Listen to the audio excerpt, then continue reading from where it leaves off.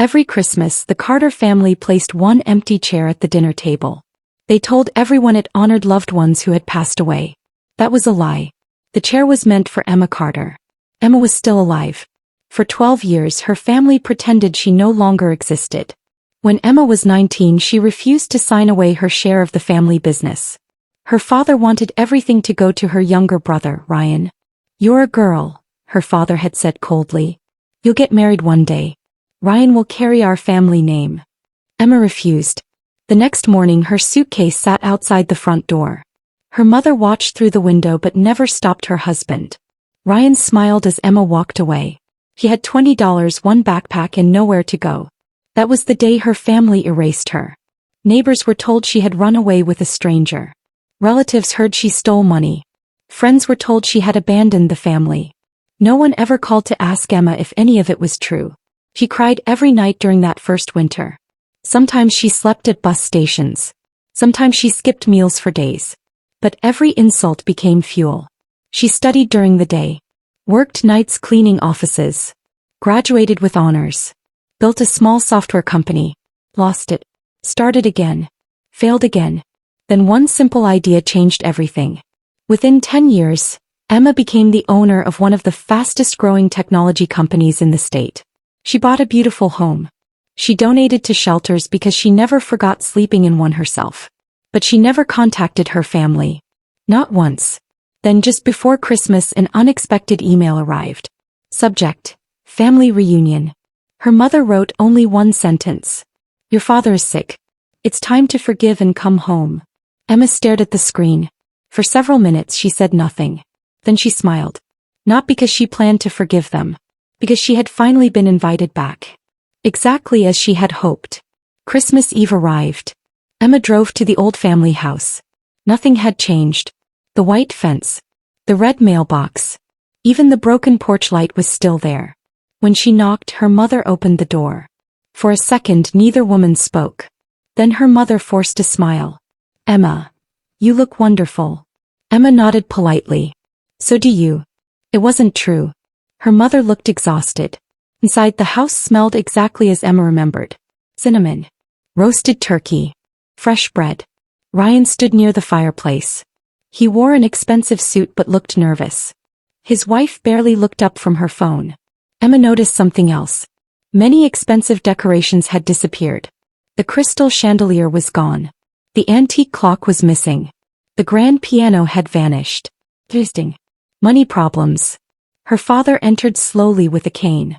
His hair had turned completely white. "I didn't think you'd actually come," he muttered. "You invited me." Silence filled the room. Finally, everyone sat down. Except one chair remained empty. Emma looked directly at it. "The tradition continues?" Nobody answered. After dinner, her father cleared his throat. "We didn't ask you here only for Christmas." Emma smiled. "I assumed that." Ryan slid a folder across the table. "Our company is struggling." Emma didn't touch it. "We need investors." Still she remained silent. Her father leaned forward. "We heard your company is worth nearly $300 million. So that was it. They hadn't invited their daughter. They had invited her bank account." Her mother reached for Emma's hand. "We're family." Emma slowly pulled her hand away. "Were we?" The room became painfully quiet. Her father sighed dramatically. "People make mistakes." Emma nodded. "They do." Ryan quickly interrupted. "If you help us, we'll finally be a family again." Emma almost laughed. After 12 years. Now they remembered she existed. She calmly opened the folder. The company owed millions. Banks had refused more loans. The business would collapse within weeks. Emma closed the folder. "I'll think about it." Relief appeared on every face. Exactly as she expected. The next morning, Emma asked Ryan for a tour of the factory. He happily agreed. Employees looked worried. Machines sat idle. Orders had nearly stopped. Ryan blamed the economy. Emma blamed bad leadership. She quietly noticed several familiar logos. Some suppliers belonged to companies she owned. Interesting. Very interesting. She said nothing. Instead, she called her assistant. "Prepare everything. Today. Today." 3 days later, the Carter family gathered at the lawyer's office. Everyone smiled. They expected Emma to sign investment papers. Instead, Emma placed another folder on the table. "I've made my decision." Her father grinned. "I knew you'd do the right thing." Emma looked directly into his eyes. "I bought your debt." Nobody understood. Ryan frowned. "What?" Emma continued calmly. "Every loan your company owes. I purchased from the banks." Silence. Her lawyer slid official documents forward. "I now legally own every debt your business has." Ryan turned pale. "You can't be serious." "I already am." Her father slammed his fist on the table. "You tricked us." Emma shook her head. "No. I simply listened when the banks wanted to sell." The lawyer spoke again. "According to these agreements, repayment is due immediately." Ryan nearly collapsed into his chair. "If we can't pay..." Emma finished the sentence. "The company becomes mine." Her father exploded. "You planned this." Emma looked at him without emotion. 12 years ago, you planned something too." Nobody spoke. She continued. "You threw your daughter onto the street. You told everyone I was a thief. You erased me. You taught me an important lesson." Her father whispered. "What lesson?" Emma answered softly.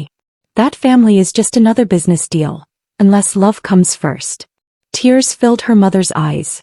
"I'm sorry." Emma looked at her. "For what?" "For not stopping him." Emma nodded slowly. "Thank you." Her mother looked confused. Emma stood. "That's the first honest thing you've said in 12 years. A week later, newspapers announced shocking news. Carter Industries had been acquired by Horizon Technologies. Emma became the new owner. Ryan lost his position. Her father officially retired. People expected Emma to fire everyone. They said, he kept every employee. She raised their salaries. She reopened closed departments. She invested millions into new equipment. The factory came back to life. Workers celebrated. Only the Carter family lost everything. Months later, Emma received another letter. This one wasn't asking for money. It was from her mother. Inside was a single photograph. Emma, age 12, smiling between both parents. On the back her mother had written, "I should have protected that little girl." Emma quietly folded the picture. Then she visited the old family house one last time. The house was empty. Sold to pay remaining debts. Only one thing remained on the porch. The old wooden chair. The same chair they left empty every Christmas. Emma picked it up, loaded it into her truck, drove away. She placed it inside a children's shelter she funded. The director asked why the chair mattered. Emma smiled. "It reminds me that no child should ever feel unwanted." Every Christmas afterward, the chair stayed in the shelter. Children sat in it while opening gifts, laughing, smiling, feeling loved. One Christmas morning, Emma received a call. Her father had passed away peacefully. She didn't celebrate. She didn't cry. Instead, she sent flowers with a simple card. "I hope you finally understand that love cannot be inherited, bought, or stolen." Months later, Ryan asked to meet her. He arrived wearing ordinary clothes, no expensive watch, no designer suit. He looked like a completely different man. "I hated you," he admitted. "I know. I blamed you. I know. But after losing everything, I realized Dad taught me to compete with you instead of love you." Emma stayed silent. Ryan placed an envelope on the table. Inside was an old newspaper clipping. It contained the fake story claiming Emma had stolen from her family. "I spent months finding every copy I could," Ryan said quietly. "I've publicly admitted it was a lie." Emma looked at him carefully. "For me." He shook his head. "For the truth." For the first time in years, Emma believed him.